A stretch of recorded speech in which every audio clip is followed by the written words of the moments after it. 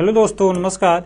Exist academy में आप सभी का दिल खोलकर हार्दिक स्वागत है। आइए आप सभी लोग हिंदी की इस सीरीज में इस टॉपिक को थोड़ा सा और आगे की ओर ले चलते हैं। तो सबसे पहले शुरुआत करते हैं। जैसा आप लोग जानते हैं, आप वर्णमाला के टॉपिक को कंप्लीट कर चुके हैं और Uttar Pradesh police, CTET, TET आदि सभी वनडे एग्जामों के लिए यह बैच बेनिफिशियल रहेगा। तो सबसे पहले शुरुआत करते हैं। आज टॉपिक है आपका शब्द। देखिए, शब्द क्या होता है और बनावट के आधार पर शब्द के कितने प्रकार होते हैं और कौन कौन से होते हैं, क्या चीज़ें एग्जामों में पूछी जा सकती है, इन सभी बातों पर हम लोग आज विस्तृत अध्ययन करते हैं। तो चलिए शुरुआत करते हैं। सबसे पहले शब्द। शब्द क्या होता है, इसी को तो समझना है भाई। शब्द क्या होता है, इसी को समझना है। तो शब्द होता है वर्णों का समूह। देखिए परिभाषा, वर्णों के सार्थक समूह। एक काम करिए, एग्जाम्पल समझिए पहले। शब्द किसे कहेंगे, सबसे पहले समझते हैं शब्द किसे कहेंगे।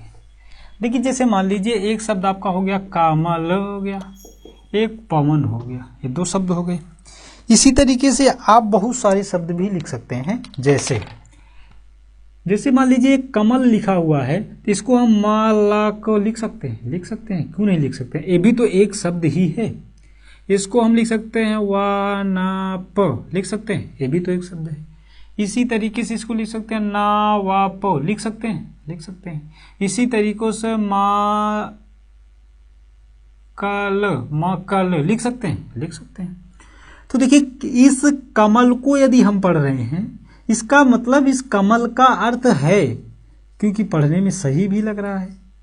इस पवन का कुछ ना कुछ अर्थ होता है, जैसे मान लीजिए हवा होती है। लेकिन क्या ना वा पा का कोई अर्थ है? नहीं है। क्या वा ना पा का कोई अर्थ है? क्या माला का कोई अर्थ है? नहीं है। इसका मतलब है कि एक वर्ड मिला, दो वर्ड मिला, तीन वर्ड मिला, एक वर्ड मिला, दो वर्ड मिला, तीन वर्ड मिला। इसका मतलब है कि वर्ड मिले तो वर्डों के समूह, एक वर्ड, दो वर्ड, तीन वर्ड मिलकर के बनाया वर्डों का समूह। लेकिन एक वर्ड, दो वर्ड, तीन वर्ड मिलकर के ये भी तो बनाया क्या, वर्डों का समूह। तो क्या शब्द इसको बोलेंगे या इसको बोलेंगे?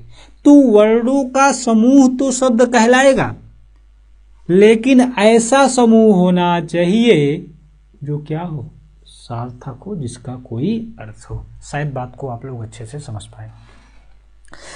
तो शब्द की परिभाषा होती है, वर्णों के सार्थक समूह को शब्द कहते हैं। तो आइए यहां से हम परिभाषा बना लेते हैं। वर्णों के सार्थक समूह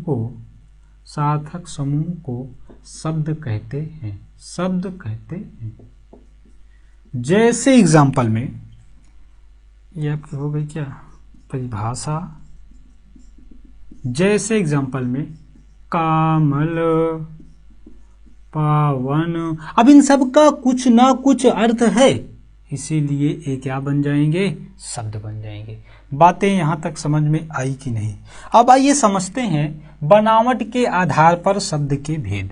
तो बनावट के आधार पर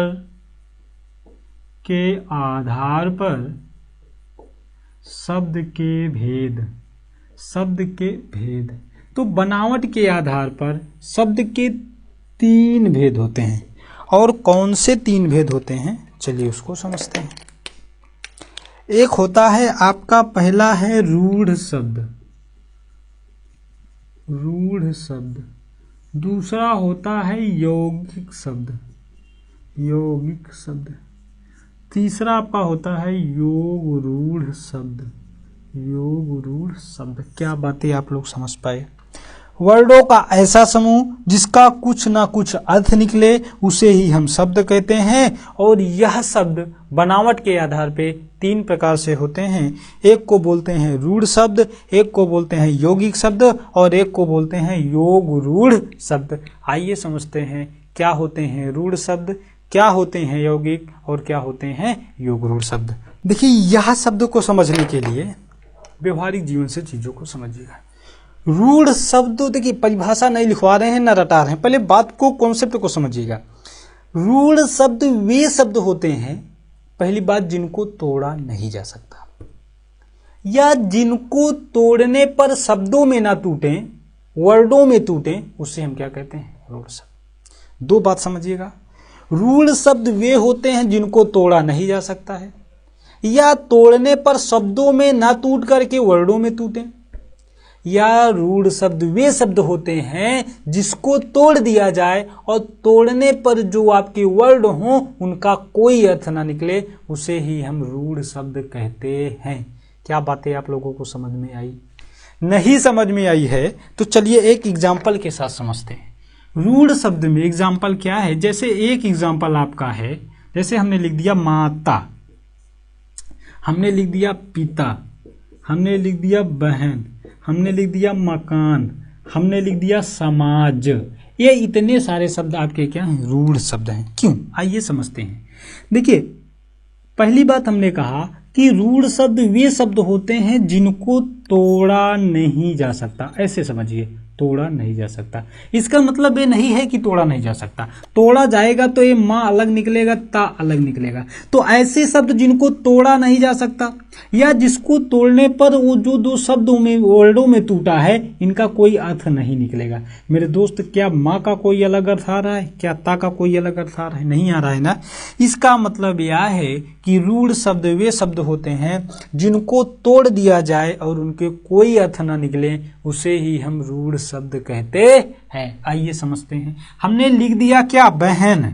बहन का मतलब बा हा प्लस न लिख दिए, या लिख दिए बा प्लस हन लिख दिए, या बा प्लस हा प्लस न लिख दिए। क्या मेरे दोस्त इसका कोई अलग अर्थ, इसका कोई अलग अर्थ, इसका कोई अलग अर्थ मिला? नहीं मिला। क्या बा प्लस ना का कोई अर्थ मिला? नहीं मिला। बा प्लस हन का कोई अर्थ मिला? नहीं मिला। इसका मतलब है कि रूढ़ शब्द तोड़े नहीं जा सकते या तोड़ने पर उनका कोई भी अर्थ नहीं निकलता है। इस प्रकार के शब्द रूढ़ शब्द कहे जाते हैं। कोई दुख तकलीफ यहाँ तक? किसी को यहाँ तक कोई दुख तकलीफ है? नहीं होना चाहिए। आइए एक एग्जांपल और समझते हैं। मकान। मकान को तोड़ दीजिए, लिख सकते हैं मका प्लस ना लिख सकते हैं, या माँ प्लस कान लिख सकते हैं, माँ प्लस का प्लस ना लिख सकते हैं। अब नोटिस करिए, क्या मका प्लस ना का कोई अर्थ है या माँ प्लस कान का कोई अर्थ है? माँ का ना का कोई अर्थ है? नहीं है मेरे दोस्त। इसलिए इस प्रकार के शब्दों को हम रूढ़ शब्द कहते हैं। एक बार फिर से टॉपिक को दिमाग में सेट करिएगा। ऐसे शब्द जिनको तोड़ा नहीं जा सकता या तोड़ने पर कोई सार्थक अर्थ नहीं देते हैं या कोई अर्थ नहीं देते हैं, उन्हें ही हम रूढ़ शब्द कहते हैं। और आपके एग्जाम्पल आप देख पा रहे होंगे, माता पिता भाई बहन समाज मकान, इन समस्त चीजें रूढ़ शब्द के अंतर्गत आती हैं। कोई यहाँ तक प्रॉब्लम नहीं होनी चाहिए। दूसरी बात को समझते हैं। दूसरी बात आपकी क्या है? यौगिक शब्द। देखिए, किताबी परिभाषा को हम नहीं लिखवा रहे हैं, सिर्फ आपको अच्छे तरीके से कॉन्सेप्ट दे रहे हैं कि चीज़ों को आप अच्छे तरीके से समझ जाइए। यौगिक शब्द का मतलब होता है, यौगिक का मतलब मेरे दोस्त होता है क्या? जोड़। और जोड़ किसका? इसका मतलब शब्दों का जोड़। कैसे? यौगिक का मतलब होगा जोड़, और जोड़ किसका होना चाहिए? शब्दों का। इसका मतलब है यौगिक शब्द दो शब्दों से मिलकर के बना होता है। यौगिक शब्द दो शब्दों से मिलकर बना होता है। कुछ भी हम अलग से नहीं पढ़ा रहे हैं मेरे दोस्त। जो आपका डेफिनेशन है, जो आपका हेडिंग है, सब कुछ उसी से ही मिलता है। दो शब्दों से मिलकर, जैसे दो शब्दों से मिलकर बनेगा और एक ही अर्थ देगा, एक ही अर्थ देता है, एक ही अर्थ देता है, मतलब एक ही की ओर चलता है। जैसे हमने कह दिया, एक है पवन, पवन चक्की। एक हमने एग्जांपल लिया पवन चक्की, इसका मतलब पवन प्लस चक्की क्या हो जाएगी? पवन चक्की। और पवन चक्की केवल पवन चक्की का ही अर्थ दे रही है, कोई दूसरा अर्थ नहीं दे रही है। जैसे हमने कहा सब्जी, सब्जी प्लस वाला, सब्जी प्लस वाला, एक शब्द आपका क्या है भाई साहब? एक शब्द आपका सब्जी है, दूसरा वाला है, दोनों मिलेगा तो सिर्फ सब्जी वाले का ही बोध होगा, साइकिल वाले का नहीं होगा। फल वाले का नहीं होगा। बात समझ पा रहे हैं नहीं? मतलब सब्जी है प्लस वाला है, दो शब्द मिला तो बन गया सब्जी वाला। सब्जी वाला, इसका मतलब इससे सिर्फ सब्जी वाले का ही बोध हो रहा है और किसी अन्य का बोध नहीं हो रहा है। इसलिए इस बात को हम क्या बोल देते हैं? यौगिक शब्द। क्या कोई दुख तकलीफ है यहाँ तक? कोई दुख तकलीफ यहाँ तक नहीं होना चाहिए। दूसरी बात को और समझते हैं और अच्छे से। एक हमने कहा बस है और एक हमने कहा चालक है, या आप ऐसे समझिएगा, एक घुड़ है और एक सवार है। घुड़सवार, दो शब्द मिलकर के बना दिया क्या? घुड़सवार। घुड़सवार का मतलब मेरे दोस्त होता है घोड़े पर सवारी करने वाला। देखिए, घुड़ का मतलब घोड़ा, सवार का मतलब सवारी करने वाला, तो घुड़सवार बन गया मतलब घोड़े पर सवारी करने वाला। मतलब कि घोड़े पर ही सवारी करने वाला, कोई अन्य का बोध नहीं हुआ। दोनों शब्द मिले तो एक ही अर्थ दिया, केवल और केवल क्या? घोड़े पर सवारी करने वाला। अर्थात हम यह कह सकते हैं यह शब्द यौगिक शब्द के अंतर्गत आता है। मतलब यौगिक का मतलब होता है जोड़, और किसका जोड़? शब्दों का। तो दो शब्दों के जोड़ से या दो शब्दों से मिल करके जो शब्द बनता है वह शब्द यौगिक शब्द कहलाता है। और यौगिक शब्द एक ही अर्थ देता है, जिसकी बात करेगा उसी का अर्थ देगा। क्या यहाँ तक किसी को कोई प्रॉब्लम है भाई? यहाँ तक किसी को कोई प्रॉब्लम नहीं होगी। आइए अब एक लास्ट बचा हुआ है, योग रूढ़ शब्द क्या होते हैं? आइए, योग रूढ़ शब्द। देखिए, योग रूढ़ का मतलब क्या होगा? एक तो होगा योग होगा इसमें और एक रूढ़ होगा, तो दोनों मिलेंगे इसमें। योग रूढ़ शब्द वे शब्द जो दो सार्थक शब्दों से मिलकर बने होते हैं और इसके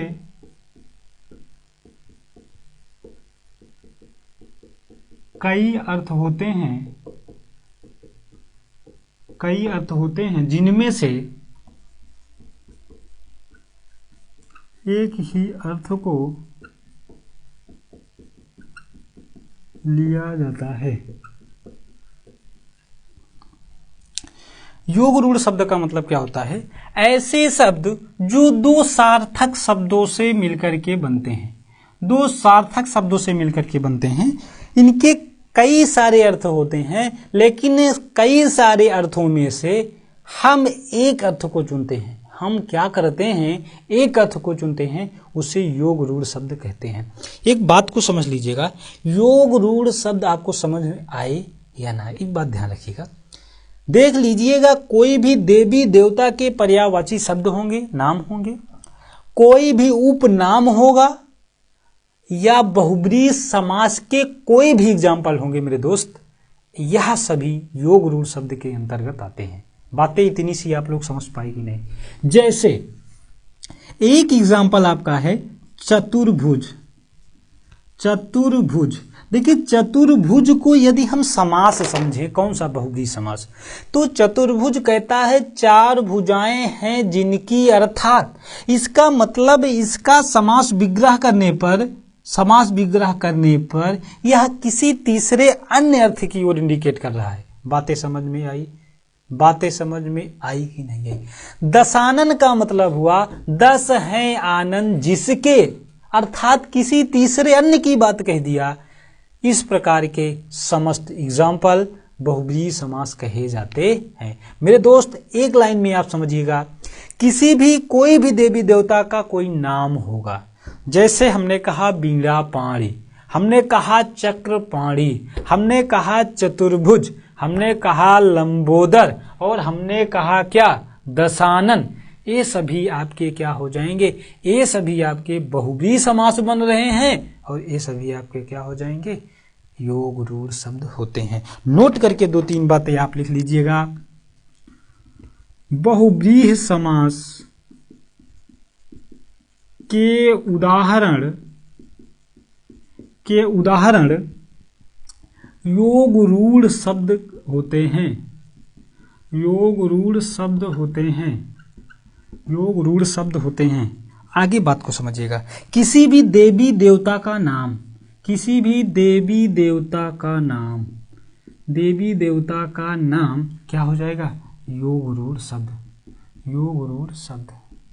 बात को समझिएगा, कोई भी उपनाम होगा, उपनाम का मतलब है जैसे हमने कह दिया चंद्रशेखर आजाद, तो आजाद कह देने से किसी व्यक्ति का उपनाम आ गया। क्या बातें समझ पाए या नहीं? हमने कह दिया नेताजी सुभाष चंद्र बोस की बात की हमने, अगर सुभाष चंद्र बोस कह दे रहे हैं, देखिए बात को समझिएगा, एक उपनाम में जैसे हमने कहा चंद्रशेखर आजाद, ठीक। क्वेश्चन में लिखा है कि आजाद कौन सा शब्द होगा? रूढ़ होगा, यौगिक होगा, योग रूढ़ होगा। तो आजाद एक तरीके का उपनाम है। तो आजाद कह देने से दुनिया में बहुत सारे आजाद हैं या नहीं, लेकिन उस आजाद में चंद्रशेखर आजाद, जैसे दिमाग में हमने कहा कि सुभाष चंद्र बोस, अगर हमने कहा नेताजी, तो नेताजी कह देने से डायरेक्ट दिमाग कहाँ गया? सुभाष चंद्र बोस पर। हमने कहा बापूजी, तो दुनिया में बहुत सारे बापू हैं, लेकिन दिमाग कहाँ गया? महात्मा गांधी पर। इसका मतलब है कि ये इनके दूसरे नाम बन गए हैं। तो चंद्रशेखर मतलब आजाद कह देने से चंद्रशेखर आजाद पर हमारा दिमाग गया। इसका मतलब यह आजाद क्या हो जाएंगे? उपनाम हो जाएंगे, और यह किसकी श्रेणी में आएंगे? योग रूढ़ शब्द के अंतर्गत। इसी तरीके से जब हमने कहा नेताजी, तो नेताजी कह देने से हमारा दिमाग कहाँ गया? सुभाष चंद्र बोस जी पर गया। इसका मतलब है कि यह जो उपाधियां हैं और जो उपनाम हैं, ये भी आपकी क्या होती हैं? बहुब्रीहि समास के एग्जाम्पल, या आप कह सकते हैं योग रूढ़ के एग्जाम्पल होते हैं। इतनी सी बात में किसी को कोई दिक्कत है? 2-4 एग्जाम्पल को आप अच्छे तरीके से मेंशन कर लीजिएगा। जैसे एक है आपका रामधारी सिंह दिनकर, हो सकता है इनके उपनाम है। इसी तरीके से सूर्यकांत त्रिपाठी निराला हो सकते हैं। अयोध्या सिंह उपाध्याय हरिऔध हो सकते हैं। मेरे दोस्त, ये सभी तो उपनाम हैं या नहीं है? है या नहीं है? इसी तरीके से यहाँ पे लिख लीजिएगा, इसको हटा दीजिएगा, ये आप आजाद यहाँ से लिख लीजिएगा। यहाँ पे लिख लीजिएगा बापूजी, बापूजी, आजाद, दिनकर, निराला, हरिऔध, नेताजी, ये सभी आपके क्या हो जाएंगे? योग रूढ़ शब्द हो जाते हैं। यहाँ पे एग्जाम्पल में आप लिखे हैं चतुर्भुज लिखे हैं, यहाँ पे लिख लीजिएगा दशानन लिख लीजिएगा, यहाँ पे बीड़ा पाणी लिख लीजिएगा, यहाँ पे लिख लीजिएगा चक्र पाणी लिख लीजिएगा। ये देखिए, आप एक तरीके से देखिए, सभी एक तरीके से देवी देवता के नाम जैसे लग रहे हैं या नहीं लग रहे हैं, या एक तरीके से आप देखिए जो संस्कृत के नाम जैसे लग रहे हैं या नहीं। तो ये सारी चीजें योग रूढ़ होती हैं।